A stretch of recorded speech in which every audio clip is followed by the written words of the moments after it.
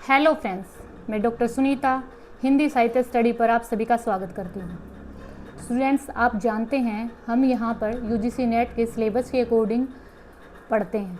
तो आज हम जो यूजीसी नेट की पहली इकाई है उसी को हम कंटिन्यू कर रहे हैं और इसमें आज हम हिंदी में जो सिलेबस में जो स्वर्णिम व्यवस्था है वो दी गई है उसके बारे में हम डिस्कस करेंगे। तो चलिए अपनी क्लास स्टार्ट करते हैं। हिंदी की जो स्वर्णिम व्यवस्था है, स्वर्णिम क्या होता है? स्वर्णिम एक फोनिक होता है जिसको ध्वनि भी हम कह सकते हैं। भाषा की वह सबसे छोटी इकाई जो ध्वनियों का अंतर स्पष्ट करे और अर्थ बदल दे। जैसे एक कमल शब्द है, इसमें इसको अलग अलग करेंगे तो स्वर्णिम बनेगा। क, अ, म, अ, ल, अ। तो हर वर्ण अपना अलग महत्व रखता है, तो ये हमारा स्वर्णिम हो जाता है और इसको मिला करके ये पूर्ण शब्द बन जाता है और इसका जो अंतर है और जो अर्थ है वो भी बदल जाते हैं, तो उसे हम स्वर्णिम कहते हैं। और स्वर्णिम के दो भाग होते हैं। कौन सा है? एक तो आपका ये जो खंड्य ध्वनियाँ हैं और एक आपका कौन सा है? खंडेतर ध्वनियाँ हैं। ये हमारे सिलेबस में मेंशन है। खंड्य ध्वनियाँ कौन सी होती हैं? जो स्वतंत्र इकाइयाँ हैं जिनके अलग अलग टुकड़े नहीं हो सकते, है ना, और जिसके अलग अलग टुकड़े हो सकते हैं उनको बोलेंगे हम खंड्य ध्वनियाँ। जैसे ये बॉक्स है यहाँ पर, जैसे आपके इसके भी फर्दर टू पार्ट्स हैं। एक आपका स्वर है, एक आपका व्यंजन है। स्वर आप जानते ही हैं, अ, आ, ई। व्यंजन आपके क, ख, ग, घ। ये आपकी कौन सी ध्वनियाँ है? खंड्य ध्वनियाँ हैं। उसके बाद है आपकी खंडेतर ध्वनियाँ। खंडेतर ध्वनियाँ वो होती हैं जो अविभाज्य हैं, जो स्वतंत्र रूप से नहीं आती, जो स्वर और व्यंजन के साथ ही लगकर आती हैं, है ना, इनके ऊपर लगती हैं, वो होती हैं आपकी खंडेतर ध्वनियाँ। इसके कौन कौन से भाग होते हैं? ये आपका एक पिच है जिसको अनुतान बोलते हैं। जैसे मैं आपसे बात कर रही हूँ तो मेरी पिच क्या है? जो हमारी आवाज़ का उतार चढ़ाव है उसको हम क्या बोलेंगे? पिच बोलेंगे। तो ये खंडेतर स्वर्णिम में आ जाएगा। फिर आपका जो बलाघात है ना, किसी बात पर स्ट्रेस दे रहे हो, जैसे मैं बोलूँगी मुझे यूजीसी नेट जेआरएफ करना ही करना है, मुझे अचीव करना है, तो मैंने अपनी बात पर बल दिया है। फिर होगा दीर्घता, मतलब कितना लंबा समय हो किसी शब्द को या किसी कथन को कहने का। जैसे ओम है, आपका ओम है, ओम में आप जोर देकर बोलोगे तो आपका ये क्या हो जाएगा? दीर्घ हो जाएगा। अनुनासिकता, अनुनासिकता एक बिंदी होती है, जो चंद्र बिंदु होता है, हंस है, ये सभी चीज़ें हैं जो नाक से जिसकी ध्वनि निकलती है, ये आपकी अनुनासिकता। फिर आपकी होती है संहिता। संहिता मीन्स जंक्चर, दो ध्वनियों के बीच का जो सूक्ष्म ठहराव होता है। सूक्ष्म मीन्स छोटा सा ठहराव होगा। जैसे देखिए सिरका, सिरका क्या होता है आपका? विनेगर। विनेगर जो होता है जो आप पिक्कल में डालते हो, है ना, पिक्कल में जो अचार बनता है उसमें विनेगर डालते हो आप, और ये हो गया सिरका। और एक है सिरका जो हमारा माइंड होता है, जिसकी माइंड की हम बात करेंगे अलग अलग। सिरका मीन्स हमारे माइंड में कोई बात चल रही है, ऐसा कोई चीज़ें चल रही हैं, वो है हो गया सिरका। और ऐसे ही आपका इसके संहिता के लिए होता है मन का। मन का मीन्स हमारा जो मन में कोई बात है, मन का मन का अलग अलग करेंगे तो मन का मीन्स हमारे मन में, माइंड में कोई बात है। और अगर आप मन का एक साथ लिखोगे मन का मीन्स जो मोती माला होती है, तो वो आपका जंक्चर हो जाता है। उसके बाद है आपका, ये आप अच्छे से भली भांति परिचित हैं इस टेबल से, मैं बस ओवरव्यू के लिए लेकर आई हूँ। स्वर होते हैं हमारे 11 होते हैं और व्यंजन हमारे 33 होते हैं, ठीक है। तो ये ओष्ठ्य है, दंत्य है, मूर्धन्य है, तालु है, कंठ है, ये हमने इधर लिखा हुआ है। अंतस व्यंजन हमारे 4 होते हैं और ऊष्म व्यंजन हमारे 4 होते हैं और संयुक्त व्यंजन भी हमारे 4 होते हैं और ये द्विगुण हैं और ये अयोगवा हैं। ये एक भाषा का थोड़ा सा वर्णों का एक ओवरव्यू है। उसके बाद है स्वर वर्ण। सवर्ण वर्ण क्या है? उत्पत्ति के आधार पर ध्वन्यात्मक स्वीकरण है ये। उत्पत्ति मीन्स स्वर। स्वर क्या होते हैं? जिन वर्णों का उच्चारण बिना किसी सहायता से बोला जाता है, इसमें किसी ध्वनि की सहायता नहीं ली जाती, ये अबाध गति से बोले जाते हैं, ये स्वतंत्र होते हैं। और व्यंजन क्या होते हैं? जिन व्यंजनों को उच्चारित करते समय या बोलते समय स्वरों की सहायता ली जाती है उसे हम व्यंजन कहते हैं। तो ये डेफिनेशन आपके 2025 प्रीवियस ईयर क्वेश्चन में, प्रीवियस ईयर एग्जाम में आया हुआ है, स्वर की डेफिनेशन। तो ये थोड़ा थोड़ा आप अच्छे से पढ़ेंगे तो समझ जाएंगे। मूल स्वर क्या होते हैं? जिन स्वरों की उत्पत्ति बिना किसी दूसरे स्वर के होती है, मूल जो बेसिक होते हैं। अ है आपका, ई है, ऊ है और री है। संधि स्वर कौन से होते हैं? जो मूल स्वरों के मेल से बनते हैं, जैसे दीर्घ। अ और आ मिलकर क्या, अ और अ मिल के आ बनेंगे, ई और ई मिल के बड़ी ई हो जाती है, ऊ और ऊ मिल के बड़ा ऊ हो जाता है। उसके बाद है ये संयुक्त स्वर, वो है दीर्घ और ये है संयुक्त। ए और ई मिल के ए होता है, जो संधि होती है ना हमारी, वैसे ही है। ए और ए मिल के आई हो जाता है, ए और ऊ मिल के ओ हो जाता है, आ और ओ मिल के औ हो जाता है। उसके बाद है हिंदी भाषा की जो स्वनिम व्यवस्था है, स्वनिम जो ध्वनि की व्यवस्था है, उसमें 58 ध्वनियों का निर्माण है। वैसे तो 58 है, ये अलग अलग विद्वानों के, साहित्यकारों के अलग अलग कथन है, व्याकरणकर्ताओं के अलग अलग ये मंतव्य हैं। मूल कितने होते हैं व्यंजन? 33 होते हैं, जिसमें 25 आपके स्वर होते हैं, जो क वर्ग, त वर्ग, प वर्ग, त वर्ग ये वाले, और 4 आपके अंतस्थ होते हैं, य र ल व, 4 आपके श श श ऊष्म होते हैं। और जो ये विकसित है ना 8 व्यंजन, इसमें एक आपका मराठी का लय है, फारसी का जो नुक्ते वाले नीचे जो डॉट लगे होते हैं ना, ये नुक्ता ये वाले, क ख ग ज फ, और जो 2 अभ्रंश के हैं, ढ और ढ, 4 आपके संयुक्त हैं। सारे व्यंजनों की बात करें तो 45 बनते हैं, और जिसमें 11 स्वर हैं और 2 अयोगवां हैं, और सारे अगर इसे काउंट करेंगे तो 58 ध्वनियाँ हैं। लेकिन मूल रूप से अगर हम बात करें कि वर्णों की संख्या कितनी है, हम ग्रामर वगैरह में पढ़ते भी हैं, वो 52 होती है। ये किसने बोला? वासुदेव नंदन प्रसाद ने। तो आप अगर एग्जाम में क्वेश्चन आए तो 52 ही करके आना, क्यों? क्योंकि अगर हम क्लेम करेंगे तो वासुदेव नंदन प्रसाद का ओरिजिन हमारे पास है। कामता प्रसाद गुरु के हैं 44 वर्ण, और वर्ण हमें पता ही है उस मूल ध्वनि को कहा जाता है जिसके कोई खंड नहीं हो सकते, वो हमारे वर्ण होते हैं। और हिंदी भाषा में वर्णों की संख्या 52 होती है, स्वर आपके 11 हैं, व्यंजन आपके 33 हैं। उसके बाद है ये वाली स्लाइड स्टूडेंट्स आपके लिए इम्पोर्टेंट है, आपको इसको अच्छे से पढ़ के जाना है। तो देखिए स्वर कौन सा है? आ में देखो, आप बोल के देखोगे आ, आपका मुंह पूरा खुलेगा, पूरा खुलेगा तो कौन सी श्रेणी है? विवृत, विवृत होगी आ की श्रेणी। अ क्या है? अ ए औ आ, इसमें हमारा आधा मुंह खुलता है, आधा मीन्स अर्धविवृत, हाफ खुलेगा आपका मुंह, जैसे हम इस डायग्राम में देख भी रहे हैं। तो हमारा आधा मुंह खुलेगा, अर्धविवृत है, अर्धविवृत है तो आ। मिरर में 1-2 बार बोल के देखेंगे तो समझ में आएगा। उसके बाद है आपका आई ओ, इसमें हमारा मुंह क्या होता है? आधा बंद रहता है, इसको क्या बोलेंगे? Half close, अर्धसंवृत। ए ओ अर्धसंवृत होता है आपका ये। फिर आगे आपका ई ऊ, ये क्या है? आपका लगभग बंद ही रहता है, ई ऊ, तो क्या है आपके? ये स्मृत मीन्स क्लोज। 1 से 2 बार मिरर में आप बोलोगे ना बार बार, ये समझ में आ जाएंगे, और यहाँ से क्वेश्चन बनता है, और प्रीवियस ईयर 2025 में आया हुआ है ये वाला। उसके बाद है, वो तो था मुंह के आधार पर, माउथ से कैसे बोलेंगे, और ये है आपका ओठों के आधार पर, लिप्स की स्थिति में वायु का प्रवाह कैसे निकलता है। ओठों की स्थिति होती है अवर्तमुखी, जिन स्वरों के उच्चारण में होंठ वृत्तमुखी या गोलाकार नहीं होते, अवर्तमुखी मीन्स नहीं होते, आ ई ए ऐ, इसमें थोड़ा फैला फैला ही रहेगा, तो अवर्तमुखी, जो वर्त के जैसे नहीं बनता वो आपका क्या है? अवर्तमुखी। और वर्तमुखी स्वर कौन सा होगा? जिन स्वरों के उच्चारण में ओंठ वर्तमुखी या गोलाकार होते हैं, जैसे ऊ ओ औ आ। आप है ना बोल के देखोगे तो समझ में आएगा ये। और ये है हवा के नाक व मुंह से निकलने के आधार पर निरनुनासिक मौखिक स्वर होते हैं, जैसे आ ई। ठीक है, तो इसको आप रिवाइज करोगे तो समझ में आएगा। अब ये जीवा की स्थिति, जीव हमारी जो टंग है उसके आधार पर, ये भी काफ़ी इम्पोर्टेंट है स्टूडेंट्स, इसको आपको पढ़ के जाना ही है। अब ये यहाँ पे देख रहे हैं ना, अग्रपाठ, हमारी जीव का जो अगला हिस्सा है वहाँ की बात कर रही हूँ मैं।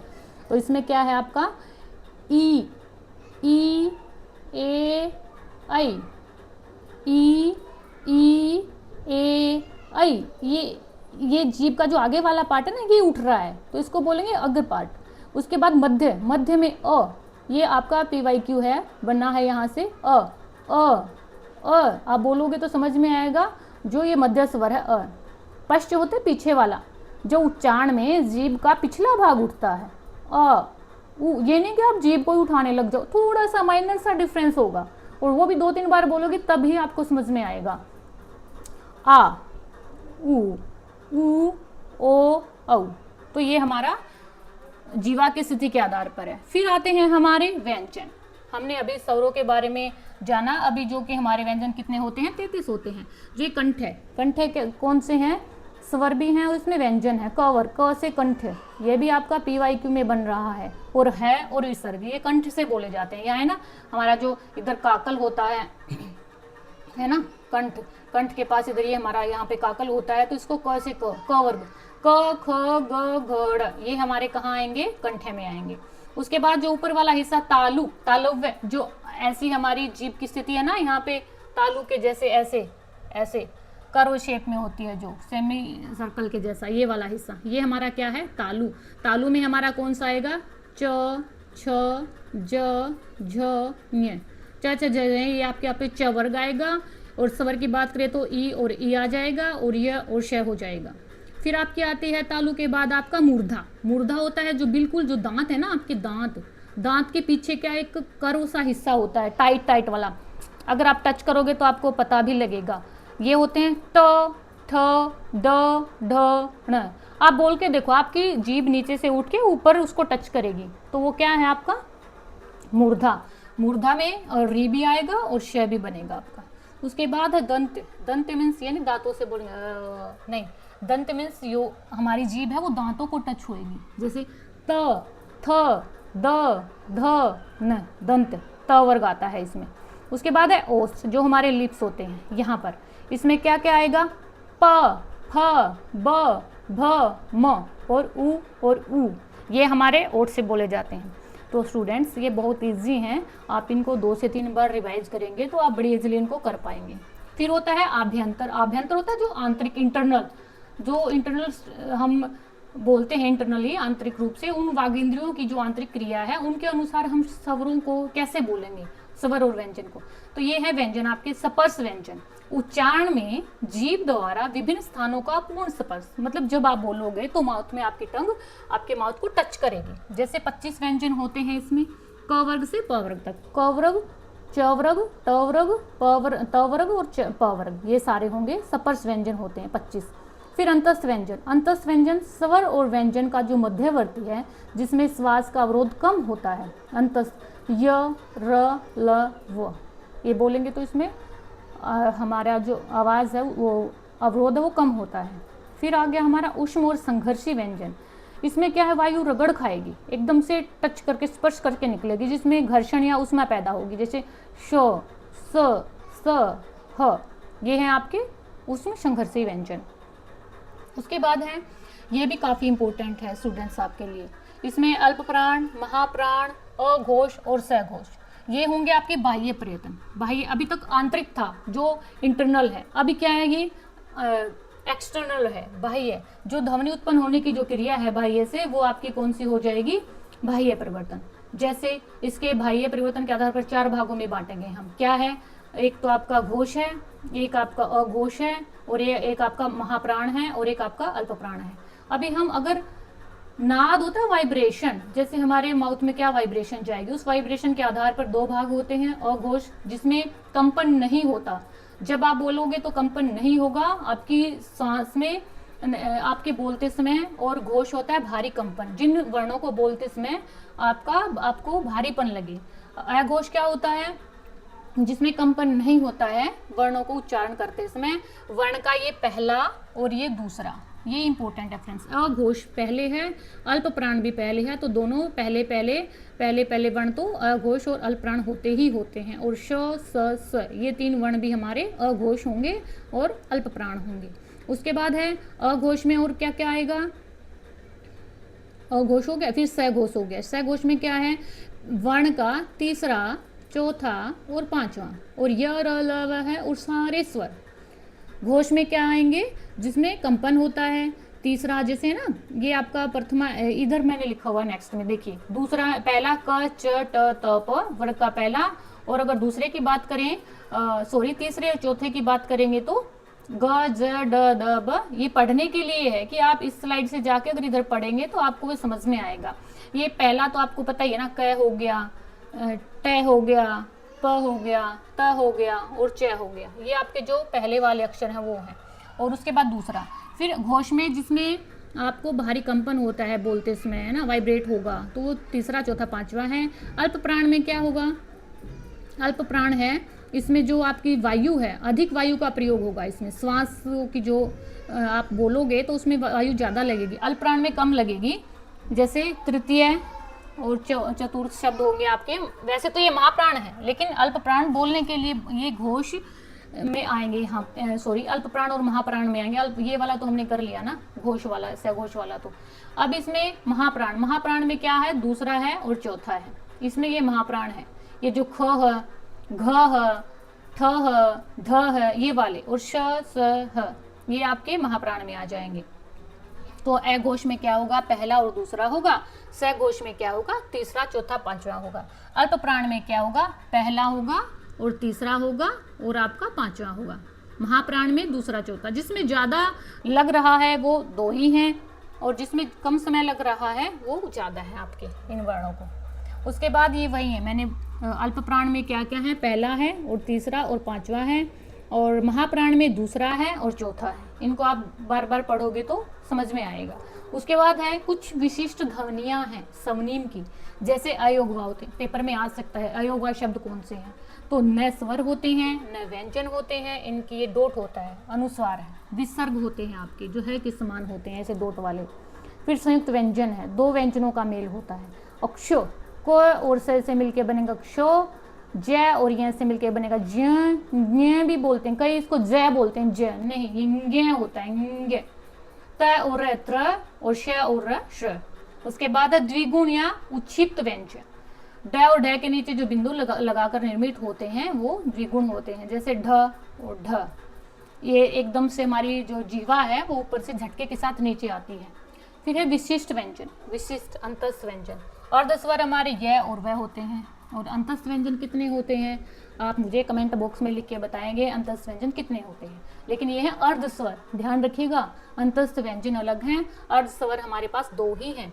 पार्श्विक, पार्श्विक मीन्स हमारी जो टंग है वो यहाँ से रगड़ खा करके वो श्वास वायु निकलेगी, वायु का कंपन होगा ल ल, यहाँ पे टच करके ल। प्रकंपित या लुंठित, र र, दोनों साइड से ये जो टंग है यहाँ से टच करेगी, र। ये तो थे स्वर और व्यंजन। और अब हम बात करेंगे शब्द संपदा की। हिंदी का जो शब्द है, शब्द भंडार, उसके बारे में बात करने वाले हैं। ये भी हमारे सिलेबस में मेंशन है। इसकी 4 धाराएं होती हैं। शब्द क्या होता है, हिंदी भाषा की सार्थक इकाई। शब्द क्या होगा, हिंदी भाषा की सार्थक इकाई होता है, और छोटी इकाई वर्ण होता है, और हिंदी भाषा की सार्थक इकाई हमारा शब्द होता है। स्रोत और उत्पत्ति के दृष्टि से शब्द के कितने भेद हैं, इंपॉर्टेंट क्वेश्चन है, प्रीवियस ईयर में आ चुका है। स्रोत और उत्पत्ति के आधार पर शब्द के 4 भेद हैं, तत्सम, तद्भव, देशज, विदेशज। ये आपको याद करना है फ्रेंड्स।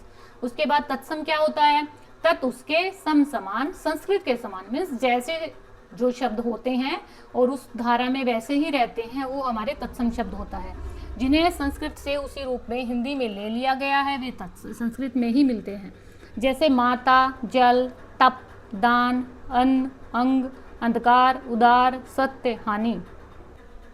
तद्भव, जो समय के साथ विकसित हो गए हैं, जिसमें भाषा एक बहता पानी है, ये जैसे जहाँ जहाँ रहेगा उसी के अनुसार अपना रूप ले लेता है। तो जैसे चेंज हो गया, तो ये जो शब्द संस्कृत के समान नहीं हैं लेकिन कुछ परिवर्तन के साथ हिंदी में लिए गए हैं, उसे हम तद्भव कहते हैं। जैसे अंधकार का अंधेरा हो गया, अग्नि का आग हो गया, अष्ट का 8 हो गया, ऐसे ही।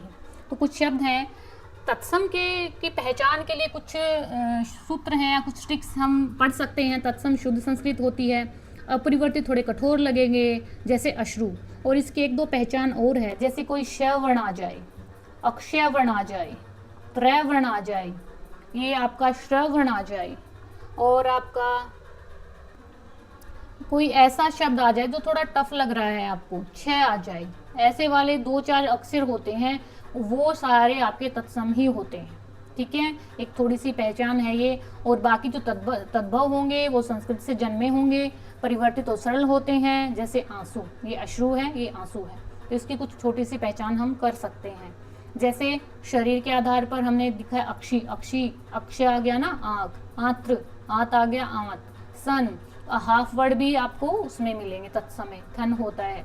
तड़ाग, तालाब, आमलक, आंवला। और आपके जो ये वाले होंगे ना, डॉट वाले, चंद्र बिंदु वाले, ये आपके कौन से होंगे, ये चंद्र बिंदु वाले, ये मोस्टली आपके कौन से मिलेंगे, तद्भव, और जो एक डॉट मिलेगा ना, एक डॉट खाली, वो तत्सम होते हैं। ये भी है एक छोटा सा फैक्ट। अग्निष्ठिका अंगीठी है, और तैल तेल, दधी दही, ये वाले भी कुछ शब्द आप पढ़ सकते हैं।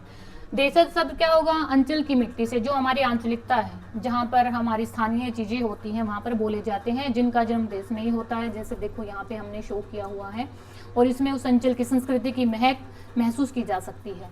भारत में दूसरी भाषा से लिए गए शब्द भी देशज कहलाएंगे, अगर उस भाषा का जन्म भारत में ही हुआ है तो। विदेशज क्या होता है, सांस्कृतिक आदान प्रदान होता है, जिसमें हम व्यवसाय करते हैं ना, अपने व्यापार को बढ़ावा देते हैं, तो हमें कुछ शब्द और भी सीखने पड़ते हैं उस भाषा के, जो हमारे देश में नहीं उपजे हैं, बल्कि हमने उसे स्वीकार कर लिया है अपने ट्रेडिशन के लिए, अपने कल्चर के लिए, क्योंकि भारत विविधता का देश है, बहुत सी भाषाओं का देश है, तो हम ये सब करते रहते हैं। तो हिंदी ने विदेशी और देसी दोनों प्रकार के शब्दों को आत्मसात किया है। विदेशज शब्द वे जिनका संबंध विदेशी भाषाओं से है। यहाँ से भी फ्रेंड्स 2020 में काफ़ी क्वेश्चन पूछे जाते थे, अब तो ट्रेंड में नहीं है, लेकिन हम एग्जामिनर के माइंड को नहीं पढ़ सकते, अपनी प्रिपरेशन करनी है तो सब पढ़ के जाना है। तुर्की, अरबी, फारसी, अंग्रेजी, चीनी, ये शब्द हमारे विदेशी हैं। फिर है कुछ दरबार और संस्कृति में। अरबी शब्द हैं जैसे न्याय, ये वाले शब्द आ चुके हैं फ्रेंड्स। न्याय है अदालत, कानून, फैसला, मुकदमा, वकील। अक्ल, किस्मत, उम्र, दिमाग, दुनिया।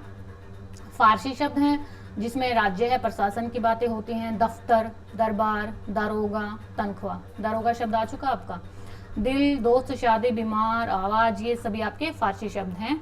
उसके बाद तुर्की शब्द, ये इंपॉर्टेंट है, ये वाले आपके आ चुके हैं। देखो ये यहाँ पे गन है, तोप है, बारूद है, कैंची है, चाकू है, चम्मच है, कूली है, जो काटने पीटने वाली चीजें हैं वो सारी तुर्की। सैन्य और तेज उपकरण जैसे ये हैं, ये सारे तुर्की शब्द हैं आपके, ये आ चुके हैं आपकी PYQ में। चीनी शब्द है चाय और लीची, ये भी आ चुका है। कुछ ट्रेडिशन वर्ड्स हैं जो प्रशासन के हैं, जो मेडिसिन के हैं, साइंस के हैं, ट्रांसपोर्ट के हैं, टेक्निकल के वर्ड्स कुछ ये भी आ चुके हैं हमारे। अपील, कोर्ट, जज, पुलिस, टैक्स कलेक्टर, ऑफिसर। ये विज्ञान में अस्पताल, doctor, nurse, operation, ward, malaria, cancer. Train, bus, car, station, ticket, engine, machine, battery, ये कुछ हमारे विदेशी शब्द हैं। अभी फ्रेंड्स अब हम लास्ट में हम कुछ PYQ डिस्कस करने वाले हैं, जो आपके अभी रिसेंटली 2025 में आ चुके हैं। इनको आप पढ़िएगा, ट्राई कीजिए आंसर करने का। निम्नलिखित में से कौन से युग्म सही है? पहले तो आपको क्वेश्चन पढ़ना है, क्या सही है क्या नहीं है। कई स्टूडेंट्स यही गलती कर जाते हैं कि हमने तो क्वेश्चन को देखा ही नहीं, सही पूछा है या नहीं पूछा है। ठीक है, संवृत स्वर उ, सपर्श व्यंजन क, विवृत स्वर अ, संघर्षी व्यंजन आ, लुंठित ल। अगर आपको इनमें से एक का भी समझ में आता है तो आप 60 से 70% तक क्वेश्चन कर सकते हैं। तो हमने देखा भी है, इसका आंसर है बी। बी मीन्स ए और बी। संवृत स्वर, संवृत उ हमने देखा था ना, ये वाला, वो हमने उसमें स्लाइड में पढ़ा भी है, तो वहाँ जाकर हम इसको पढ़ सकते हैं। सपर्श व्यंजन, सपर्श जो 25 होते हैं वही वाला है। विवृत, विवृत नहीं अविवृत है ये अ वाला, तो इसलिए ये गलत हो गया। संघर्षी व्यंजन में व्यंजन है तो ये स्वर हो गया। लुंठित हमने देखा था, ये ल नहीं होगा, ये पार्श्विक है। ल हमारा क्या है, पार्श्विक है। और लुंठित में क्या होगा, र हो जाएगा। तो ये आप जब सारा पढ़ेंगे, एक भी अगर आपको थोड़ा सा समझ में आएगा तो आप बता सकते हैं कि ये वाला सही होगा। उसके बाद है अर्ध समृत स्वर। अर्ध समृत स्वर कौन सा है, देखा था ना हमने, जिसमें हमारा मुंह आधा खुला हुआ होता है, पूरा ही खुला हुआ होता है, ओ। तो ये बी हो जाएगा। निम्नलिखित में से कौन से युग्म सही हैं? हर्ष स्वर, दीर्घ स्वर, दीर्घ स्वर, ये दोनों ही हैं। प्लुत स्वर और हर्ष स्वर, ये वाला। तो इसमें हमारा ये 2025 में आया हुआ है, मैंने खुद नहीं बनाए हैं। ACE, ए में क्या है, ए वाला, और सी में क्या है, दीर्घ वाला, और ई में क्या है, हर्ष वाला, ऊ वाला। तो आपका ये वाला ऑप्शन हो जाएगा। वैसे ये दीर्घ स्वर मुझे ये भी सही लग रहा है, लेकिन ऑप्शन उन्होंने ऐसे दिए हैं तो ये भी गलत नहीं है हमारा, क्योंकि ये भी दीर्घ स्वर ही है। उसके बाद है आपका कंठ, कंठ ध्वनियाँ। मूर्धन्य कौन सी है, दंत्य कौन सी है, ओष्ठ है। देखो ये मिलान वाले ज़्यादा दे रहा है, इसमें क्या बच्चे पजल हो जाते हैं, लेकिन ये वाले क्वेश्चन सबसे इजी और सबसे ट्रिकी होते हैं। अगर आपको एक भी, जैसे कंठ वाला अगर आपको याद है ना, आप जानते हो कैसे क्या हो गया ना हमारा, तो कैसे क्या मिलाएंगे तो कैसे पहले वाला दूसरा, देखो ये 2 हैं, ये तो एलिमिनेट हो गया आपका, ये 2 ही बचते हैं आपके। फिर आपको मानो दंत है ना, द, त, थ, द, ध, न, त, थ, द, तो दंत को आप जानते हो, या फिर या ओष्ठ आप जानते हो, ओष्ठ का चौथा का तीसरा, फोर्थ का तीसरा, ये वाला दोनों में ही है, यहाँ पर भी है, तो हमें एक और करना पड़ेगा, दंत त, तीसरे का ये वाला, ये ही मिल रहा है, ठीक है। तो आप ऐसे भी करके 1-2 अगर आपको थोड़ा सा समझ में आ रहा है तो अगर पढ़ोगे तो ऐसा मुश्किल नहीं है, तो ये इतने मुश्किल नहीं है। तो स्टूडेंट्स आज की क्लास यहीं पर ओवर करते हैं। नेक्स्ट क्लास में जो हमारे यूजीसी नेट के सिलेबस के अकॉर्डिंग है उसी पर हम इसी इकाई पर बात करेंगे। अपनी तैयारी करते रहिए, रिवाइज कीजिए, प्रैक्टिस कीजिए, चीज़ों को समझिए और अपना बेस्ट कीजिए, ठीक है। धन्यवाद आप सभी को।